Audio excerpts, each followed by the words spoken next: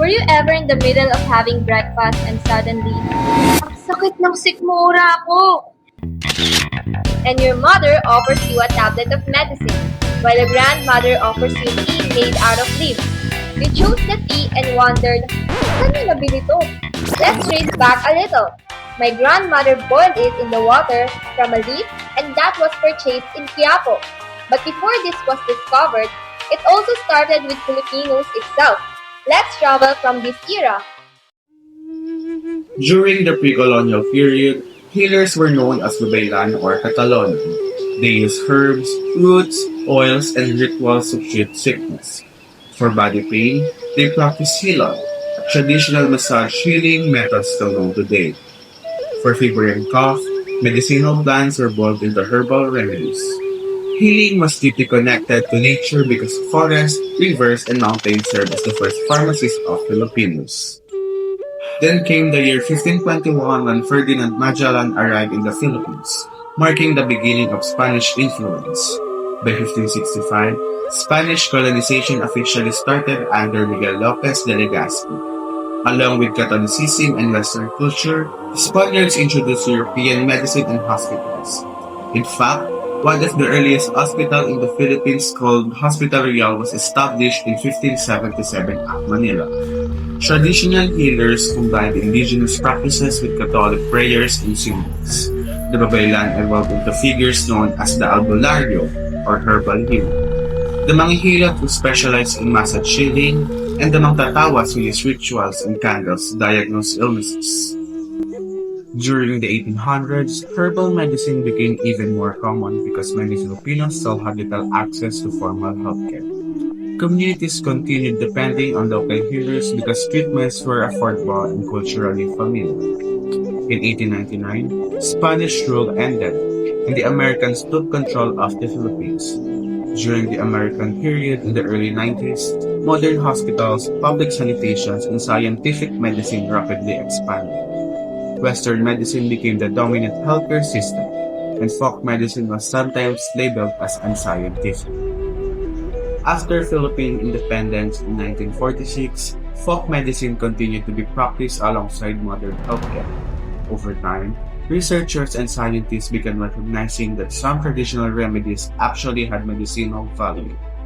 Because of this, the Philippine government later established the Philippine Institute of Traditional and Alternative Healthcare. It was built in 1977 to study and promote safe traditional healing practices. And today, one of the most famous places where Filipino folk medicine continue to thrive, and it is in Quiapo, Manila. Ngayon, naiintindihan na natin ang kasaysayan. Dito sa Quiapo, ito ay isang lugar na laging buhay, kung saan ang bawat kanto ay puno ng tao at ingay. Sa gitna ng kaguluhan, tahimik na namamayani ang mga halamang gamot. Dito, ang pagpapagaling ay higit pa sa lunas. Ito ay pananampalataya, kultura, at alaala na buhay sa mga kamay ng mga tindero na alam ang bawat lihim nito. Ngayon, makikilala na natin ang mga tindero at maririnig ang kanilang mga kwento kung paano patuloy na pinapagaling ng mga dahon at ugat ang katawan, puso at ng lungsod na hindi kailanman natutulog. Habang naglalakad kami sa Quiapo, unti-unting bumungad sa amin ang isang mundong matagal ng bahagi ng kulturang Pilipino, ang mundo ng halamang gamot. Sa pagitan ng maiingay na kalsada, nagtitinda ang mga taong patuloy na naniniwala sa natural na paraan ng paghilom. Sa bawat sulok ng Quiapo, makikita ang mga dahong nakasalansan, mga ugat na nakasabit, at mga halamang matagal na ginagamit ng mga Pilipino bilang lunas sa iba't ibang karamdaman. Para sa iba, simpleng paninda lamang ito. Ngunit para sa maraming taong bumabalik dito, ang mga halamang ito ay simbolo ng pag-asa, paniniwala, at paghilom. Habang nagpapatuloy kami sa paglalakad, isang pangalan ang paulit-ulit namin naririnig mula sa mga mamimili at tindera. Ito ay ang dahon ng alingatong. Hindi man ito agad mapansin ng mga dumaraan, isa raw ito sa pinakahinahanap-hanap na halamang gamot sa Quiapo. Sa payak nitong anyo, Nakatago ang mga paniniwalang matagal ng pinangahawakan ng maraming Pilipino. Ganun din naman, tingnan mo, yung mga medicine ngayon, merong Lagundi capsule, may Sambong capsule, may Saraptintina capsule. Hindi naman sila makakagawa ng ganun kung hindi dahil sa natural na yan. Ayon kay Josefina, na 10 taon nang nagtitinda ng halamang gamot sa Quiapo, araw-araw ay may mga tao naghahanap ng dahon ng alingatong. Kasama nito ang sambong at guyabano na madalas ding binibili para umano sa mga sakit sa bato, prostate, diabetes at gallstones. Ngunit sa lahat ng mga halamang kanilang ipinagbibili, isa raw talaga ang alingatong sa pinakamabilis maubos. Habang kausap namin siya, kapansin-pansin ang paraan ng kanyang pagsasalita. Tila kabisado na niya ang bawat tanong at bawat kwentong dala ng mga taong lumalapit sa kanya. Sa loob ng 10 taon, marami na raw siyang nakitang bumabalik hindi lamang upang bumili muli, kundi upang magpasalamat dahil nakaranas umano sila ng ginhawa matapos gamitin ang halamang gamot. Ngunit kasabay ng paniniwala ay ang pag-iingat. Is gallstone. Kaya lang yung alingatong hindi siya pwede sa low blood, kailangan lang sa mga high blood kasi pag hindi siya makababa ng dugo. Ayon kay Josefina, bawal ang alingatong sa mga taong may mababang presyon ng dugo. Kaya sa bawat pagbebenta, hindi lamang basta produkto ang kanyang inaabot, kundi paalala at babala. Sa simpleng pwesto sa gilid ng kalsada, mas lalo naming naunawaan na ang halamang gamot ay hindi lamang tungkol sa mga dahon at ugat.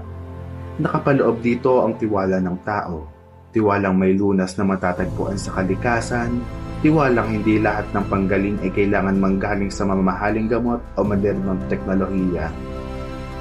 Ayon kay Josefina, marami pa rin ang mas naniniwala sa halamang gamot kaysa sa modernong medisina. Para sa marami niyang customer, mas natural daw ito at mas kaunti ang side effects kumpara sa mga synthetic na gamot. At kahit patuloy ang pag-unlad ng makabagong medisina, hindi pa rin nawawala ang mga taong bumabalik sa Quiapo upang humanap ng alternatibong paraan ng paghilom. Sa modernong panahon, kailangan pa ba natin mamili sa pagitan ng tradisyon at siyensya? In fact, the Department of Health officially recognizes several medical plants that may help with common illnesses. This shows how science and traditional knowledge can work together instead of against each other. Now, we know that some medicinal plants are recognized with the Department of Health, showing that science and tradition can work together.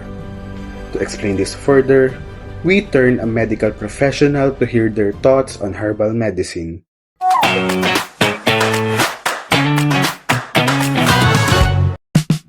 And this is Mr. Paulo Xavier Esco. He is a registered nurse and a licensed professional teacher with more than 10 years of experience.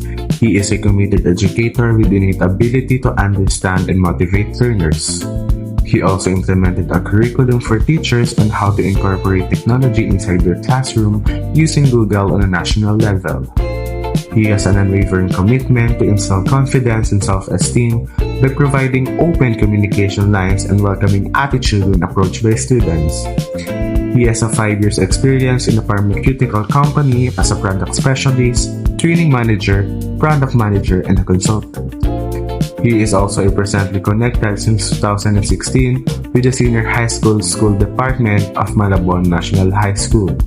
As a teacher, SHS focal person, career guidance advocate, SDRRM co-coordinator, NDEP coordinator, and GAD coordinator. For herbal medicine na part ng folk medicine, siguro yung pinakamaganda is accessibility. Sabi ko nga malapit sila sa mga panlayunan, maraming mga tanim-tanim sila. Kahit anong itanim nila, so makura nila, kaya nilang gamitin, no? Pangalawa, sobrang cost-effective versus pumunta sa hospital or bumili ng gamot. And ito yung dapat nilang alalahanin. Wala dapat sarang side effects yung mga may inom nila. Nag-relay pa rin sila sa mga naaral naman nakamataligasad.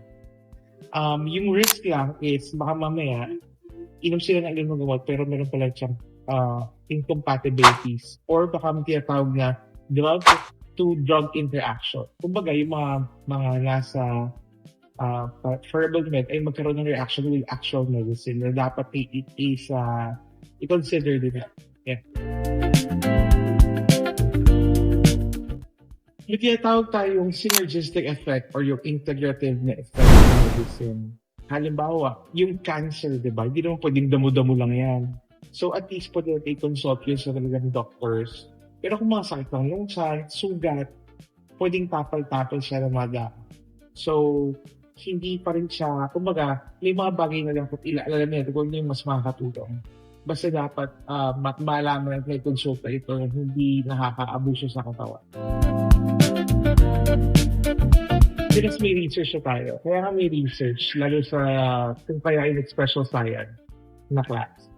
Ang inaaral nila, ano yung pinaka-effect halimbawa ng bayabas against the ubo.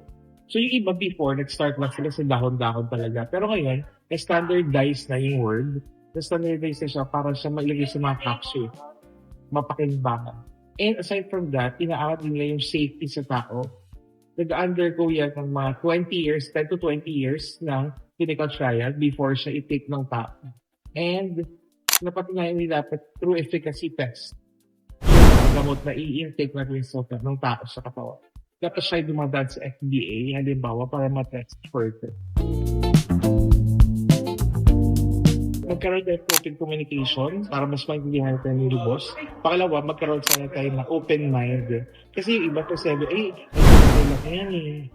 Pero pag simula ko-work siya sa normal ng Filipino, yung word is yung para placebo effect. Pag yung, halimbawa, gamot ito. Pag alam natin, pinaniwalaan natin ito yung makakagaling ng isang bagay. Makagaling talaga siya. So, ginagamit din ng mga doktor talaga yung placebo effect para hindi magkaroon halimbawa ng pag-abuso sa gamot. Ayan.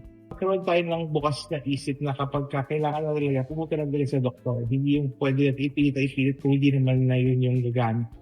So yun, open mind and open communication para sa paggamit ng herbal and modern medicine. Herbal medicine tells a story of tradition, culture, and healing passed down through generations. Today, we see how this knowledge meets modern science, bridging the past and the present. From the busy streets of Quiapo to the insights of medical professionals, we are reminded that healing comes in many forms, and that understanding, respect, and care are the heart of it all. This is the journey of nature, medicine, and the people who keep its system alive. And I want to ask this question again. Sa kabila ng modernong panahon, para sa'yo, kailangan nga ba nating mamili sa pagitan ng tradisyon at siyensya?